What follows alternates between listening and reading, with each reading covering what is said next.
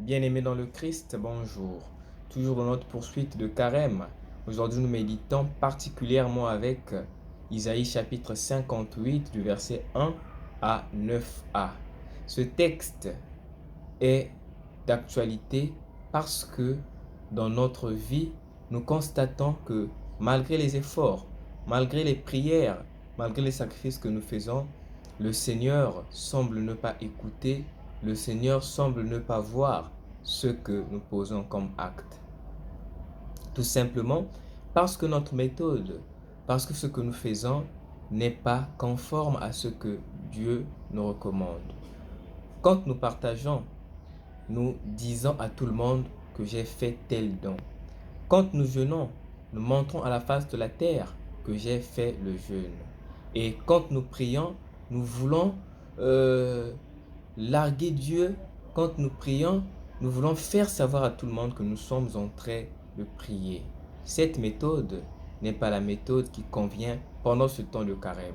Si nous avons ce temps, si l'Église nous donne ce temps, c'est pour revoir notre manière de partager, c'est pour revoir notre manière de prier, c'est pour revoir notre manière de jeûner.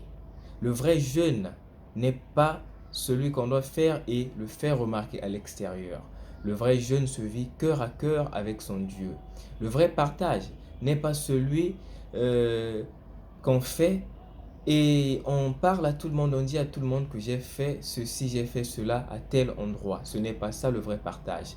Le Seigneur nous dit, quand ta main droite donne, que ta main gauche ignore ce qu'elle a donné. C'est ça. Le message de ce temps de carême, comme tout autre temps de carême, c'est l'humilité.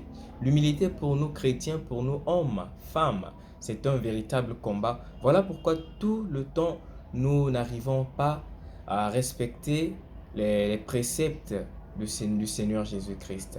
Souvenez-vous que le Seigneur lui-même, il a pris notre condition d'homme, il s'est rabaissé. Quand tu te rabaisses, le Seigneur t'élève. Demandons cette grâce pendant ce temps de carême, afin que nous puissions respecter les exigences qu'on nous demande en partant de notre cœur, puis le faire savoir aux autres de par notre façon de faire.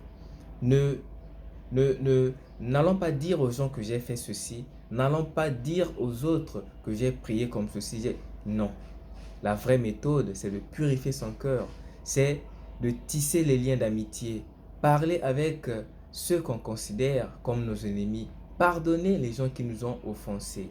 Et nos actes parleront d'eux-mêmes. Nous n'avons pas besoin d'aller faire la propagande de tout ce que nous faisons.